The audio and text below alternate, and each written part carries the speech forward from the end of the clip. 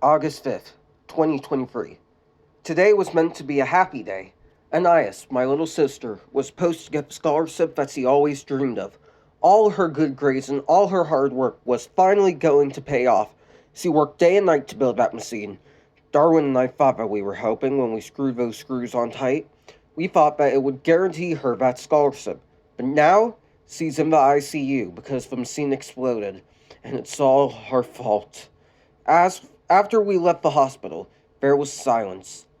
Absolute silence on the long walk home. Darwin and I looked at each other with a look of regret in our eyes before we said something to Mom and Dad. We're so sorry, Darwin apologized with a hint of sadness in his voice. No response. Mom, Dad, please, I pleaded, trying to get their attention. We didn't know that this would happen. You didn't know? Mom wondered, breaking the silence in a soft but unnerving tone. You didn't know? You both knew very well that if Anais says that her project is completed, it's completed. Darwin and I looked at each other with that same look of regret in our eyes. I was about to say something, but then Mom threw a stick in my direction and raised her paws in the air. I'm not finished, Mom breathed. Well, I do know that you boys didn't mean for any of this to happen. You still didn't listen to what I said last night. And because of it, look what's happened. Your sister is stuck in the ICU for who knows how long and is going to need major surgery, which we're not going to be able to afford to get her back to at least her normal and happy self. And that's not even considering the mental trauma that she's going through right now because of your selfish actions. Worst part about it? You cost your sister that grant money, which she worked so hard in her life to get to pay for college. But you two decided to mess with something that you should have at least asked your sister about. But that's gone now. It's all gone. But, Mrs. Mom, Darwin told Mom, his voice breaking before Mom turned to him with that same rageful expression on her face.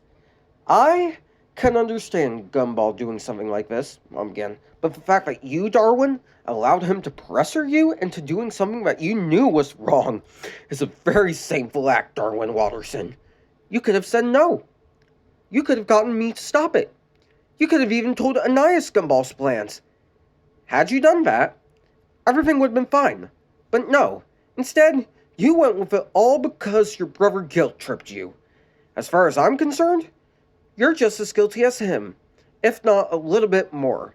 Darwin and I began to sob quietly to ourselves after Mom said that. We both knew that she was right. I guilt-tripped Darwin into fixing those screws, and now, look at what happened because of it.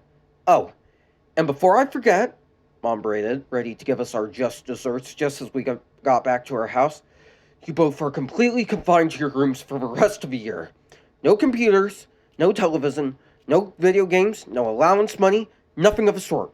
You can only leave your room to eat, drink, go to the bathroom, and go to school. Nothing else.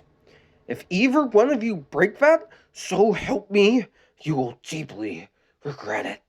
Do you understand me? Yes, Mom, we both chorused with tears in our eyes. Good, Mom replied as he opened the door for us. Now, both of you, upstairs. No! We both nodded and marched up to our room and shut the door.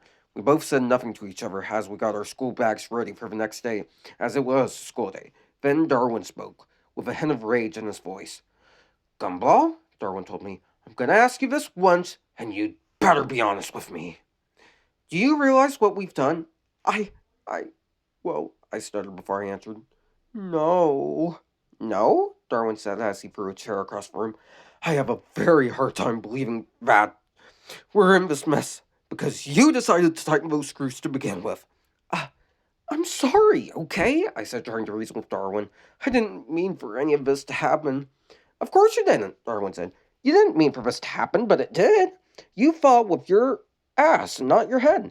Now, look at what happened to Anais. She's gonna need surgery because of you. None of this would have happened if you had listened to Mom, if you had listened to me. What would have happened if someone died tonight, huh? That would have been on you. And if Anais died, I'd feel like that's on me. And I can't have that on my conscience. So help me, Gumball. You better pray that Anais makes it out of this okay. Will Anais be okay? I asked nervously. Mom said she's stable right now, Darwin said, hesitating. But given the extent of her injuries, I really don't know. Look, I began before Darwin interrupted me. Shut up! Darwin yelled, sick of my naivety. Shut your damn mouth, Gumball! If you are truly sorry, you'll live with the consequences of your actions. Now, let's just go to bed and forget today ever happened. I nodded, with tears in my eyes, as I tucked myself into bed and began to write in my journal. I hope Anais will be okay. I said just listen to Darwin and Mom. Then Anais would have everything she could ever want, possibly even a Harvard scholarship. But that's all gone now. Let's just hope Ben Anais makes it out of this okay.